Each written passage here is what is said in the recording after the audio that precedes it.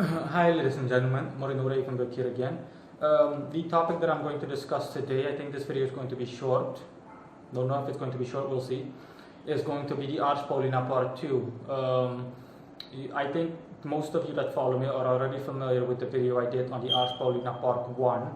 I have extensive experience in working and dealing with that. I don't have as much experience with Part 2. But I'm simply going to discuss it in short. I'll try to keep things as short as possible, the way that I'm used to working. The Ars Paulina Part 2, let me just start differently. Part 1 was about summoning angels that rule the hours within a day and the day itself. Yeah, that was Part 1 with the table of practice and everything. The Ars Paulina Part 2, or the Pauline Art Part 2, involves summoning angels that rule over zodiac signs, and specifically the zodiac sign that the sun was in when you were born, either without your exact degree or with your degree. So thereby I mean that if the sun was in Cancer when you were born, the Ars Paulina Part 2 has 2 columns which you can consult. The description to the article is in the link below. I suggest you read that, or at least give it a glance so that you know exactly what I'm talking about. And for example, if the sun was in Cancer when you were born, then you'd be able to make use of an angel that is appointed to Cancer. That is in the first column, and the second column highlights a list of angels that you can make use of if you know the exact degree the sun was in when you were born. So for example, if the sun was 5 degrees in Cancer when you were born, then there's a specific angel that you can consult for that. These zodiacal angels, they have more knowledge, but their specialty, of course, that's not really surprising to me. They possess more knowledge, and their specialty is more attributed to the zodiac sign that they preside over, and of course its corresponding element. Cancer, in the example that I gave, is a water sign, so the angel that you'd be consulting, your angel specifically, to put it that way, and the traditions or within the boundaries of the Ars Paulina Part 2, that angel would be more knowledgeable on water-related matters. Okay, specifically elementary speaking, that angel would have more knowledge of water and so on. Again, I need to state from this point on, because I'm going to refer to myself as an example and my own experience and brief experiences, albeit. Before I begin all of that, I need to state that, or I need to confirm that that again, all of these rules apply within the grimoire system of the Ars Paulina Part 2. But that their attributes don't have to be the same necessarily in reality or in general.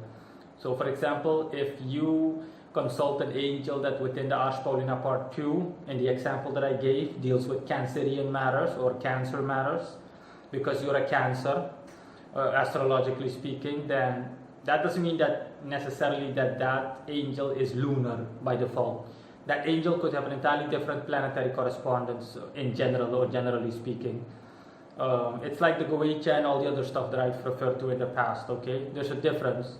Attributes that are written in the grimoire only account guaranteedly within the boundaries or confines of said grimoire. But that doesn't mean that it has to be the case generally speaking. Okay, and now let's start. I remember I consulted my own things. I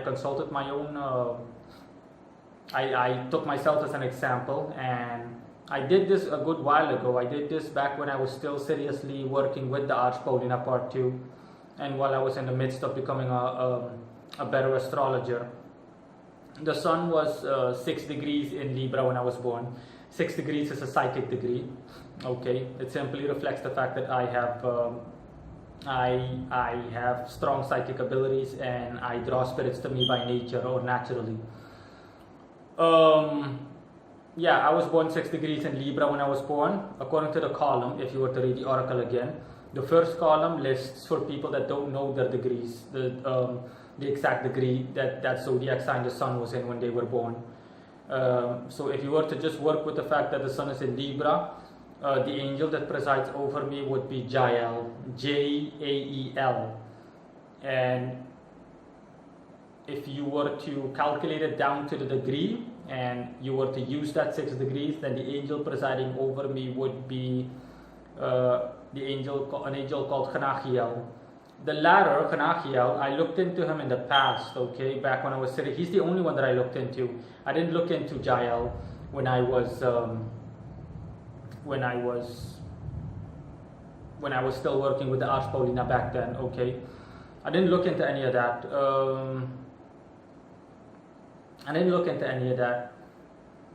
And I only looked into Chanachiel, and Chanachiel, I remember, he appeared briefly as a cherubim or cherubim-like angel in a Renaissance way. Basically a chubby little angel with blonde hair and wearing black and green robes. And that is still the case when I contacted him yesterday, when he visited me yesterday. But he also showed me another form where he just appears in a regular stature. Colors and everything is the same, or are the same. Chanachiel, from a general perspective, is indeed Venusian, as he corresponds to Taurus. And yeah, he has a good skill set and is very strong in terms of getting things done and so on, and what he has to offer me. But now it comes down to it, okay? I feel personally more attracted to Jael, and here it comes. The angel Jael, okay, within the Ars Paulina part 2, the angel Jael is Venusian, specifically he falls under Libra, okay, but in reality he's Martian. It's the exact opposite, to put it in a figurative sense. He's completely Martian, and that's why he appealed more to me, because he's also the one that appeared to me first. And he appeared simply as an angel dressed in white and black, so a white robe with a black sash, and he had just had black hair with I think a black scrunchie, or a black or a white scrunchie, just a headband, and he had a ponytail. And yeah, he just appealed more to me. But he sensed my superficialness, okay, because this, honestly, I was a bit reluctant in writing on the Ars Paulina part 2, but I still came around and got to it, obviously. And he just stood next to me briefly, and that's when my patron basically just butted in a constructive way, of course, and he explained to me that Jael is Martian and so on. He knows that because Jael falls under him, and Jael is Venusian only when it comes to the Ars Paulina part 2, within that column, or specifically that section. And yeah, Jael also has a good deal to offer me, so no problems. Jael is simply a strong Martian spirit, so generally speaking, I'd be able to use him. I'd be able to call upon him for or work with him for Martian related matters. But that's not to say that the Venus isn't ruled out. And again, you can see how complicated everything is. Okay, nothing's in black and white. There are never-ending shades of gray amidst this whole occult debacle. And yeah, that is it. These two appeared to me, Jael and Chanachiel, and they simply told me that they can, that I can simply call upon them the second I need them or whenever I need them. And yeah, that was pretty much it. That's how I wrote the article. Again, I suggest that you check out the article.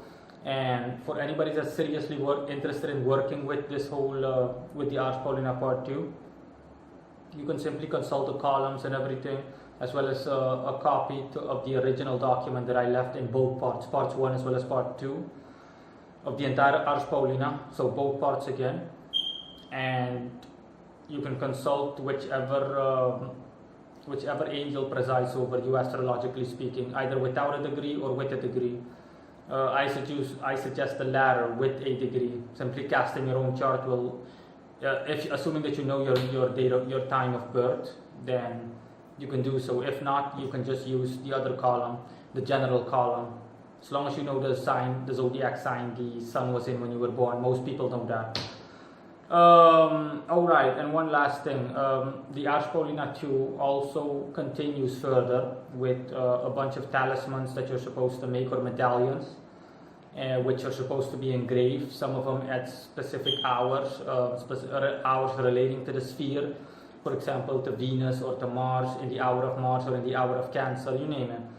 But that section isn't worth mentioning, in my opinion, because again, I'm already able to summon these spirits. So that section is only for people that want to do things by the book and are interested in working with the Ars Paulina part 2 from a grimoire perspective, okay? A traditional grimoire perspective. So that means if you're going to do everything traditionally speaking, like the Goetia and part 1 with the table of practice, like I did, then you're going to have to fashion medallions, and you're going to have to wear these medallions or these seals before you summon or when you summon these angels, and so on. The document, the grimoire lists the rest of the instructions, or the grimoire lists the rest in details. But this was the only part that really was worth mentioning and discussing. For me, for obvious reasons, like I just said, okay, if you're someone that already knows how to summon spirits in general, then this is the only part that you need, similar to you only needing the Goetia, as in Goeric spirits with their attributes and so on. But you don't need to do the rest or get to the rest. The rest is typical grimoire magic. That is it. Thanks for watching. Bye.